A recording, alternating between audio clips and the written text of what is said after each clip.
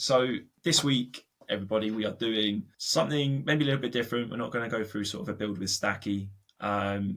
We have the great Jenna Chambers on, VP of Marketing at DemandScience. Really good friend of mine, but a very experienced sort of ABM, intent and marketing professional. Jenna, would you like to say hello to everyone and just give us maybe a bit of a better introduction than I've just done? Oh, I don't know. I think I would start to introduce myself as the great Jenna Chambers.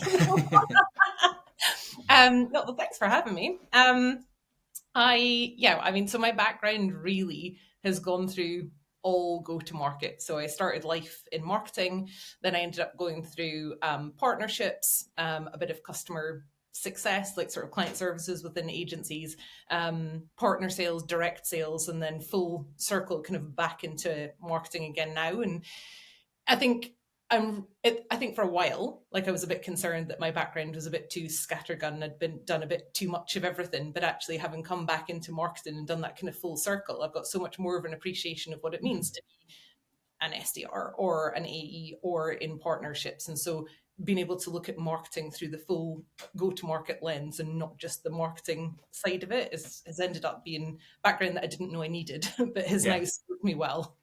Yeah, exactly. And DemandScience, do you want to give people maybe just a little bit of an insight into what DemandScience does? Because that will help frame why we're going to have the conversation we're going to have. 100%. So DemandScience is all about precision performance marketing. And so, when we think about that go-to-market lens, that performance marketing is very much about, really simply, how do you build better pipeline, more of it, and convert it to close. And so we cover everything from the data that you need up front, all of the signals and insights, the contact information, the account information, then help you kind of segment, figure out what to do with it, figure out what content is going to resonate with the segments that you've created, work both an inbound and an outbound motion. And then obviously once those hit pipeline, continue to work until those are through to close one, and then through upsell and cross-sell as well. See, and even just in that description, like it indicates where we're going to go some of this conversation. And ABM and like marketing is a much bigger piece than I think a lot of companies often think. I think once it's hit pipeline, it's sales now. Yeah. But no. For like a good ABM strategy to actually work longer term, that all has to be synced up, and that's why you guys are so good and why you've built such a good platform. So what we wanted to do today was just explore that link between sort of the ABM strategy and how that actually works for someone who's managing the outbound sales and sort of the SDR team. A lot of the conversation we've had at Stacky over the last year has been about intent. What is intent? Is that still relevant? Are signals just intent relabeled? Is that the new hot buzzword that people are using? And several people that we've spoken to, ABM sounds really good and it sounds like a really strategic decision. It can be, but I'm playing devil's advocate. I'm going to be the real salesperson here. But a lot of people will say like ABM sounds really strategic and stuff, but when it gets across to the actual execution, the SDR team maybe aren't really sure beyond. We have a very finite list of accounts that we should be talking to. And so that's kind of, I think, what we're going to do today. Not quite a role play, but a bit of a mock conversation where I'll be the SDR leader or the sales leader, and you can be the person who actually understands ABM and how that can work with the sales team. Because, as you said, you've got that experience. You've been in sort of sales leadership roles as well as the marketing side. Okay, sounds good. Excellent. So I guess the first place or the first sort of question, if I'm that SDR leader or a sales leader, and the decision's been made to go ABM by sort of marketing directors and the leadership team as a whole. As the SDR leader, my first question is, why ABM now? What's the leading factor that means we're switching how I operate right now to whatever ABM maybe means? Yeah. Well, I think the issue for SDRs with ABM can be that it is diametrically opposed to what they're used to doing. Like, so for a lot of SDR leaders, volume is the name of the game. It's a complete numbers game. Get as many reps in there as you can, call as many people as you can, and like the numbers will kick in. ABM's like the opposite.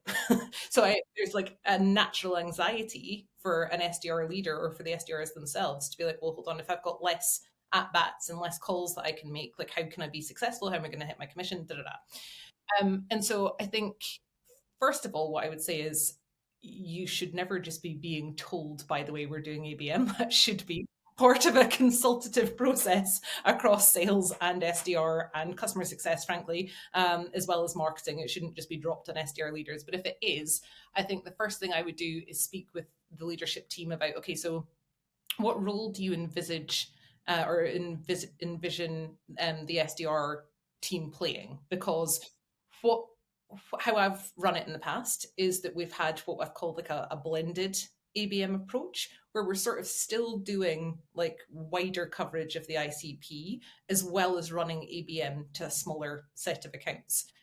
Some of them get more personalized treatment than others. Like even within ABM, an ABM account isn't always created equal. If you're running like a pure blended ABM, you're going to have some in your one-to-one, and those probably realistically should already be customers that you're looking to do cross and upsell, or you've already got so many open doors and kind of opportunities to engage them.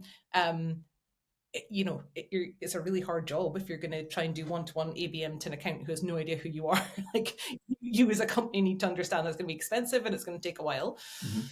And so you've got like very few in your one-to-one. Then there's something called one-to-few. So that's effectively accounts that maybe are like 10, 15 accounts. They probably look and feel sort of the same shape and size, but what's important is that they probably have the same pain points and challenges. So you target them with similar messaging because it's going to resonate with them. And because there's sort of 10 or 15, and because they are so similar in what they're struggling with, the outreach and the messaging will feel personal to them. And then there's this concept of one-to-few, which is always in my mind, I'm like, is it really ABM, or is it just a big long list of everyone else that you still want to target? And I think that's probably, changes company to company. And so there is an option that the SDRs work very closely with their AEs on those one-to-one and one-to-few accounts, and it will almost like be bespoke per account who plays what role within there. And that's probably not like a uniform blanket thing that happens across the industry. There's probably also a role for the SDR still in that one-to-many, so you still want them getting out. But the whole point is that they're not cold outbounding. Because they're part of that ABM program, they should already be getting air cover from marketing. We should already be engaging them in multiple other ways so that those outbound efforts are not just pick up the phone and hope that somebody answers and have to explain who you are. It's a bit of a soft landing. But then as well, like if ABM works properly, it should be inbound and outbound. And so if those accounts come inbound, do we have engagement with them already? Do the AEs already know them? If not, do they go straight to the AE, or is there a role for the SDR team to play there? So I think it's about speaking to your marketing leader about, are we playing both inbound and outbound? And if it is just outbound, is it all accounts? Is it just the one-to-many? If it's the one-to-few, how do I work with my sales or my AE to make sure, like basically rules of engagement before it all kicks off? And that then is sort of the next, I think that the piece there that's like normally the bit that I think like SDR leaders will understand is like, okay, we're going to narrow down. So we've got our one-to-ones, I can understand the one-to-few. And one-to-many is just, like you said, like, am I just continuing to do what I always did before? And that's just like everyone else that's still in the TAM, but they don't qualify for, they say, like the actual proper ABM bit. So I can kind of get my head around that, and I can start to, but how much of my time should I prioritize on the one-to-one and the one-to-few? Are my team now doing like 80% focus on that, and the other stuff is just to fill the gaps if they're behind target? Or how should we split my team's time now? Yeah. Well, I mean, the way I've seen it run successfully in the past is that where in the one-to-one and the one-to-few segments, where SDRs can really help is to open up the buyer group. So you've maybe already got an AE working with, say, I don't know, 5 contacts in the target account. That's great. So either the SDR is the person who can like keep opening the doors to the point where you open up the buyer group, or maybe it's pointing the SDRs at a new region or at a new business unit within the account where they can almost go, and it's technically feels new because it's a new territory, or like it's a new BU, but they have got almost like an internal case study to open up the door with, be like, hey, we're working with your peers, and so can I set up an appointment for the AE that they already know? So that works really well. But I think realistically, the excellence of SDRs is to be able to bring opportunities to the table that the business otherwise wouldn't be able to bring. And so therefore, I think the best use of time is in that one to many, where the AEs are probably already working hard on the one to one and one to few, and probably spending. So I would say, like, if to that 80-20 split, if I was the AE, I'd be spending 80% of my time in one to one and one to few, and 20% on the one to many. And for the SDRs, flip it. and then you've kind of got the 100% to both sides. That is such good insight. I hadn't really thought of it in those terms. Then the next thing, well, I guess that kind of covers the AE SDR relationship and where they should split their time. The next piece is then we often see marketing giving leads, giving insight, giving intent, signal, pushing that towards the SDRs. I think the bit that sometimes goes missing, what do you need back from my SDRs? My SDRs do have conversations in the one-to-many, one-to-few, and one-to-one at times. How much of that do we need to feed back to you? Is that going to help you impact your marketing campaigns into those accounts? Or do I just keep it to myself, and because my job's to book a meeting and I forget about telling you what just happened on that call? Yeah, please don't keep it to yourself. That's annoying. Well, yeah. So, well, I mean, especially when it's one-to-one and one-to-few, right? It's not like you've got multiple opportunities to go after those accounts. So if you're having conversations where something's not quite landing, or you're calling and they're like, we have no idea who you are, I need to know that, because otherwise I think things are rosy from marketing perspective. But I think where it's most beneficial is finding out what messaging and positioning is resonating and landing. Be like, hey, Jen, no offense, but you just spent 2 months on this glossy new deck and nobody cares. Or like these new, pain points that you've just started speaking about, they're just not resonating. And I think I need to hear that directly from the SDRs themselves, like in their interpretation. I will always advocate for call recording as well for that exact purpose, because I will want trackers to listen out for figuring out what's not resonating in the way that in our little ivory tower we thought was going to land perfectly in market. People are humans, and we need to know kind of how it's going, and then also be able to understand, like, is it truly that it's not resonating, or do we need to do more coaching for the SDRs? Is it actually not maybe coming across quite the way that it was intended? And if that's the case, by the way, that would be on us because we haven't enabled properly. Yeah, absolutely, and that's the circular the feedback loop, the circular economy of customer insight, customer conversations that needs to be built for ABM to help SDRs and SDRs to help the marketing team, and it all helps together, right? Tools now like Gong, Jiminy, like everyone knows what they are. There's not really an excuse for not having all of those, or like something that can record conversations. Fathom, Fireflies, cheaper versions, all really good.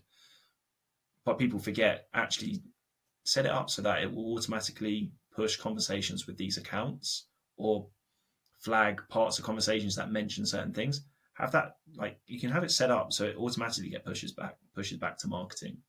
It's not just something that then just sits in another platform that everyone has to go and log into and scroll through and flick through or search through.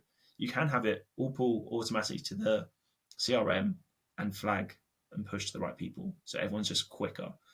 Well, and also through to Slack as well. Like, actually, the channel I've the most in Slack are the Gong tracker channels that I've got set up. Especially, we just pushed out new positioning last week, So I'm like a hawk. Every call that hits that channel, I'm like, what did you say? Was that said the right way? exactly. And interestingly, we've also been able to set it up to score so that it can say, okay, this call scored like a 4 out of 5 against the new positioning. So what I'm going to do moving forward is keep an eye on, okay, for all of those maybe 4 and 5 out of 5 calls, how many of those progress to the next stage?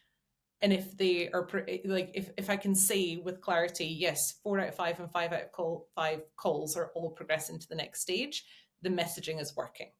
If, however, we're like, amazing, you've nailed it, it's 4, it's 5 stars, and they're not progressing, then maybe the messaging isn't quite right. So that's going to be really important for us to keep an eye on. Yeah. The next piece you could then do, you could check out a tool like Second Body or something like that, which will automatically ingest all of those gone conversations and train AI personas.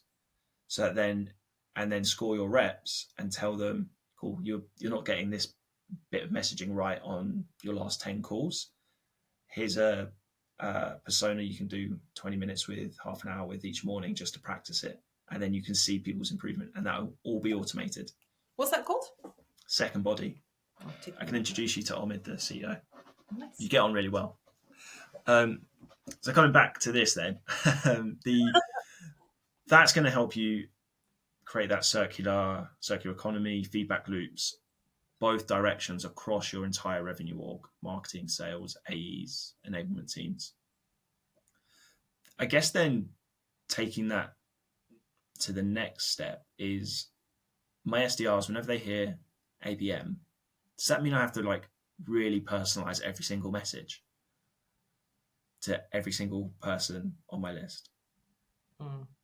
Great question. So is that, no, it's not the end of the question. That's the question. All right, okay. I mean, obviously in an ideal world, yes. Like pragmatically, who's got time for that? Not really. I do think though that is where AI can play like a really strong role in helping you kind of do that personalization exceptionally quickly. And then, you say personalize. So many different ways in which that can, what does personalization mean? I think golden rule is always to bear in mind, what does that account care about? And then what does that person that you're reaching out care about? And how do you marry those two things together? Because I think people get so focused on the individual and forget it's an individual at work. What I care about when you call me as VP of marketing at DemandScience is very different than if you were cold calling about something not work related. So you need to understand me and what I care about as a VP of marketing, so my persona. But then you also need to know what's currently going on at DemandScience and what's keeping me up at night. Make that connection. And that, I think used to be a bit mystical, and you used to have to be like, oh, I only have time to do that deep research on maybe my one-to-one and my one-to-few accounts. Now, train yourself up an AI agent. You can do it on ChatGPT, and point that agent at, websites and press releases and kind of annual reports and all of these sorts of things. Really interestingly, point it at social and point it at what employees are posting about, because you learn a lot from that. And what my favorite tip is, point it at recent job ads for the roles that you're targeting, because the job ads give a lot away. They tend to tell you exactly what the company's struggling with, because that's what they're hiring to solve. And so to be able to kind of reach out using that insight, and then obviously relating that to your own messaging and positioning, yes, obviously for your one-to-one and your one-to-few, you're going to want to personalize that more than your one-to-many because of time constraints. But I do think AI has really changed the game when it comes to those time constraints, and there's kind of no excuse for just like flat generic outreach these days. And I still get it all day, every day, and it doesn't even resonate anymore. I don't even see it because it just doesn't come through. Yeah, and it can really make like a massive impact, obviously, on like the quality of conversations and stuff like that. But if we're talking about maybe the SDR team, 80% focus on the one-to-many. Do it where you can, but don't let it be a blocker to actually picking up the phone, actually doing the outreach. I think a lot of the time, you say personalize and you say ABM to the SDR teams, they start to think, oh, I have to personalize everything now. Oh, what have we sent them? Who's opened what? And then eventually I'll make the call. It's like, no. If you should be able to set everything up properly, maybe some AI can help with that. That even just on my list, I can see everything really easily whilst it's ringing. Maybe it takes a while to get good enough to that you can be confident to read it all through and have it all there and be like, okay, that's that. Oh, hi, notice this, and get straight into it.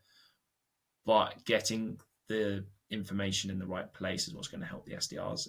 You want to avoid the situation where personalization becomes a blocker to them actually picking up the phone and doing what they're meant to be doing. Well, and then I think as well, like, let's not forget the basics of selling and doing discovery. I think when it comes to ABM, there's this assumption of like, oh, it's an ABM account. We're meant to know everything about them. We're meant to have the perfect answer ready, and all I need to do is phone and tell them the answer. Like, they don't know you from Adam, maybe. Like, they don't know. You still need to go with a point of view, have like a start point. Don't just go and talk about yourselves. Be like, hey, I see you're struggling with blah. I reckon we can help with this. Let's have a conversation about it. But have a conversation about it. Still do discovery. I do think there's kind of like this focus with ABM where discovery just gets missed because they assume the account research was the discovery, but you're not actually maybe spoken to somebody in the account yet. Exactly. And like, no matter how much research you do, you'll never research will not tell you what the individual you're speaking to, what their interpretation of that same information is, their same data. And that's why you need to do discovery. You need to care about the other person at the end of the phone and what they actually think and feel about X amount of research. With that, then, as well, that kind of covers the personalization side and gives some really good, I think, practical advice and ways to think about it for any SDR leaders. Maybe one of the next pieces is, and I'm probably guilty of this myself, in fact, I definitely am, types of intent data. I often heavily bias towards first-party intent and ignore most of the rest. Is that right? Am I being very sales-centric? Is all intent or all signals created kind of equal in an ABM approach? Or is that... No. There we go. They're absolutely not. There's a lot of snake oil out there. You wouldn't know this because we haven't had a chance to catch up, but we actually did a relaunch-ish, more like reposition of DemandScience last week, mainly because of this, right? So we have actually coined the term the data mirage for exactly this reason. Like, everything looks rosy. I have got a dashboard and I've got signals out the wazoo and everything looks great. And like, I've created my campaigns and I've sent my SDRs off after what I think is a very data-driven approach. And then just the reality is it all just sort of like disappears before your very eyes like a mirage. And it's because of things that have been sold out in the market. I mean, I can't think of too many vendors right now that don't have some sort of intent offering. Like, it's almost become like a table stakes. I mean, you can get it first party from what's on your website. You can get it from your call recording calls. You can buy other people's first party and that becomes second party. You can do all the third party intent, which, some of it's great. Some of it is an absolute nonsense. Like, of course it is. Like with any industry, of course it is. And so I think the key is to always like triangulate and always to make sure that you're feeling confident where you're getting your intent from. And yet, to your point earlier, like intent signals has sort of become interchangeable. I think the reason that the verbiage is changing in market is that intent got a little bit of a bad name for exactly the reason that we're talking about right now. And people thought intent and they thought third party intent, like that had sort of become the de facto. And so signals hopefully gets people thinking about, well, it's more than one source because it's plural, signals. And yes, signals can come from a bunch of different places. So what can you see from what your SDRs are hearing out in market? What can you see from what the sales team, what conversations were you having at events? What was happening on your call recordings? What is happening on your website? What does third party intent tell you? Like, all of those things need to come together to something meaningful, but you need to know that it's from a trusted, verified source. Otherwise, you're going to spend quite a bit of money, frankly, running after red herrings that maybe you felt that was a data driven approach. The data just wasn't right. And so Yeah. therefore, it's just not going to resonate. And then I think the key there, though, is to, if you are going to act on signals, which I would argue you shouldn't just be acting blindly, but make sure that you've got a mix and make sure that it's from credible sources and that you know that you can trust them and that you know what makes something surge, or you know what makes something show intent, and that you don't have some black box like, oh, something hit a score and you're like, how? But once you know that you're working off the right data, make sure that you're personalizing your outreach, back to that personalization bit, using that. So if you can see basically what it is they care about through the signals, then talk to them about those things. Like, make sure that your content is going to resonate, and your content can be what you say in a call. It doesn't have to be what's in a white paper or what's on an ad. Yeah, exactly. And to add to that, I think where I see SDR leaders going wrong is they take all of that, and then the SDRs then start to only focus on, oh, these ones are surging, oh, these ones are showing me signals, or these ones are showing me this. And then, they spend too long just looking for those, and they think it's, we kind of alluded to this before, you think like the research is the discovery. You keep doing your discovery, but then like day to day, they're just waiting for those accounts, and they over dial on those accounts. So, I know if these guys answer, I'm going to book a meeting. So I'll make 80 dials into them over the next 2 days. Okay, probably a bit of overkill. They might be a company where just no one at that company ever answers the phone. There are some of them, or maybe they answer the phone and the guy you need he just hates cold calls. He hates engaging with outbound. He just is never going to do it. So it's always going to be difficult. And you've actually missed like people who haven't really shown up on anything, and they're maybe probably in that one to many bucket, and they're on your list, but because you just haven't been doing consistent work through that list, you're missing loads of other opportunities. And so I would try and keep a lot of that information. It's on the rest of the team and leadership to get all of that information to the right place on the list for the SDRs, and then coach them on that awareness of like, this isn't all you go after now. Yes. You don't just wait until people fall into your lap. That's not what this is. Yeah. Well, 2 things to add to that. One, just because they have shown intent doesn't mean they know who you are. So it doesn't mean that they'll book a meeting with you, even if they have a pain point that you can solve. If you and marketing haven't been working hand in hand, and marketing hasn't already been raising awareness within that account, they still don't know who you are. So to them, it's still a cold call. And so they're not necessarily going to engage. But also, if you are using intent from a vendor that's kind of 10 a penny and half the market have it, and it's only got one source of intent within it, well, if you and your competitors are both using that source of intent, the minute that account surges, you're all calling. So exactly. Yeah, exactly that, right? And so I guess then this kind of gives us maybe like a good foundation on understanding of how it should work across the whole revenue team, marketing through to AEs and SDRs, come back up, how they should actually use that information and stuff. I guess the final point to talk about, or I'd like to hear your expertise on, is like, from sort of someone comes in and says, right, from next quarter it's ABM. That's what we're doing, and everyone gets on board, everyone's on the plan. How long should a company give that to know if it's having an effect, or like, what are the key markers at maybe like, I don't know, 30, 60, 90, or maybe 90, 180 days? I was going to say 30. No, you're not going to know anything. Giving me a heart attack.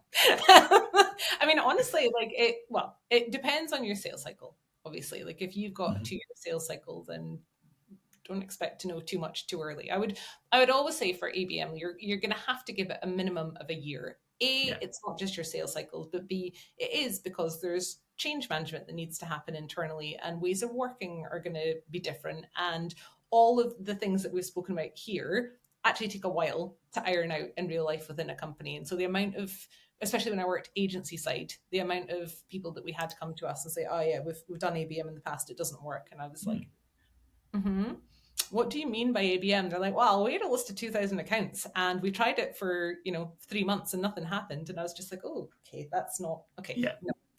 Let's do this properly. So it's about making sure, though, that obviously you want to be able to turn around to leadership and tell them, yes, the investment was worth it. You've to get ABM to buy to get senior leadership to buy into ABM, you've effectively had to tell them like might be a bit more expensive, and we might have to wait a while for results to come in. And not too many senior leaders want to hear that. So you need some leading indicators. Yeah.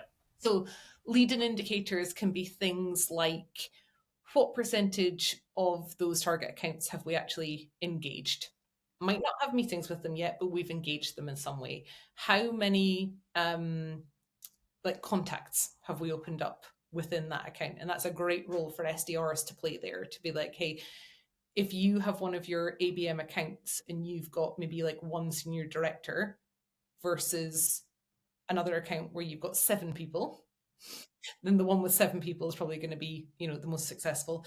And so things like, and how many of those target accounts are maybe coming to your site that weren't before the ABM program started, so then you've engaged them, and how many people, all those sort of leading indicators can start to say, okay, things are definitely happening more positively in those accounts. What I would always say is keep a small portion back for an A/B test. So you've got some sort of benchmark or baseline to be like, okay, of the ABM accounts that we ring fenced, we actually ran ABM plays at these 95%. This 5% though was our kind of test. We've done nothing to them, and what's the difference in performance? Otherwise, unless there's that direct comparison, it all gets a bit subjective. Like, I think that helps keep it really objective, to be able to say, no, here's another account that we identified for all of the same criteria that should have been in the ABM program. We kept them out, and look at the difference in performance. And that's how you start to show that it's actually working. Yeah, great advice. Jen, absolute pleasure as always. Great. Understanding, your view on how ABM can support the rest of the sales team, rest of the revenue org, and I think you make really good points on that. It's not just marketing says we're going to do ABM and then sales deal with it. It needs to be considered from all leadership of all the revenue teams, including CS and stuff. And then from there, you can start to make the educated decision. And then from there, it's circular. The information needs to flow both ways so that everyone can have that impact on that as a company-wide strategy. 100%. Thanks for having me. Been excellent having you on. Where can people find out more about you and more about DemandScience? Where's best? Find me on LinkedIn and demandscience.com. Excellent. Pleasure as always. Speak to you soon. All right. Thank you. Bye.